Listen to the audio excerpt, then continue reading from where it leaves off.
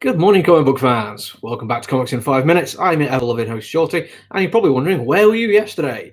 Well, we had some cool issue ones I wanted to review, and then because I'm a comic book store and my main goal in life is to sell comic books, we sold them. So I ended up with nothing to review yesterday, and I was panicking, I can't leave it so long. But when I reviewed something on Wednesday, it was the Time Before Time, which I quite enjoyed. Nothing particularly wrong with it. It's on. But there was a bit at the back where it's an advert for something else with a promo by a writer who I really, really like and respect, Al Ewing. So I thought, well, you know what? If Al Ewing likes it, we had it in a few weeks ago, so why not go check out Write It in Blood? And I thought, yeah, you know what? Let's give it a read. And I'm glad I did. Unfortunately, though, part of this review is going to be me talking about a whole bunch of other things because it really reminded me of two quite specific but quite different movies. First off, Fargo, the original movie. It's basically a couple of criminals and things go wrong and hilarity ensues, but very, very dark hilarity. And there's certainly quite a lot of elements in that, not just in the general plotting, but the way it's written, the way the characters interact with each other, the conversations come across as not only terribly normal, also quite banal, considering what's actually going on in the story. But it's not just that, because there's also a hint of the Sisters Brothers, a movie I've watched fairly recently because the actors involved through a little bit, and I now started reading the book, where it turns out that the brothers are kind of, again, just people in the middle of horrifying, weird things going on, and quite bland, but they're also really good at what they do.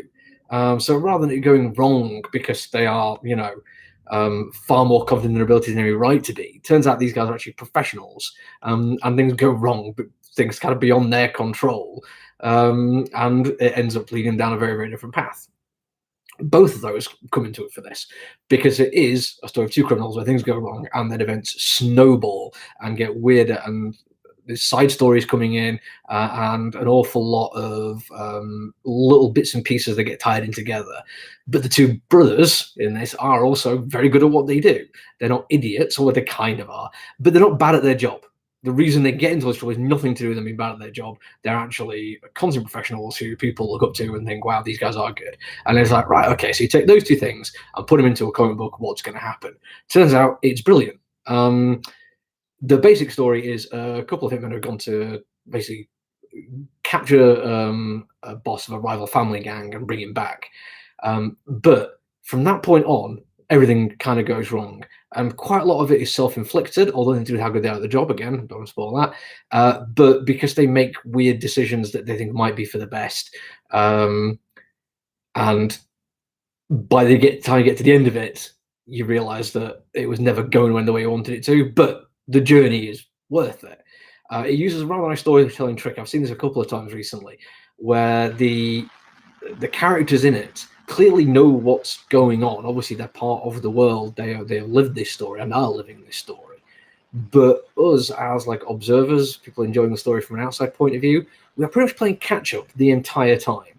Whenever something happens that seems unusual, there's always a very good reason for it, which you eventually find out. But you don't know that going in, so you just kind of have to go along for the ride with it. You kind of just get caught up in an almost whirlwind of action at some points, of just heightening violence and tension, and eventually figure out why it's all been going on, and then it comes to its inevitable conclusion. But on the way to that, I'd say it's brilliant. And it's not just because of the story, although it's an amazing story, and it's not just because of the individual writing, although the dialogue is fantastic. It's also, I love the art.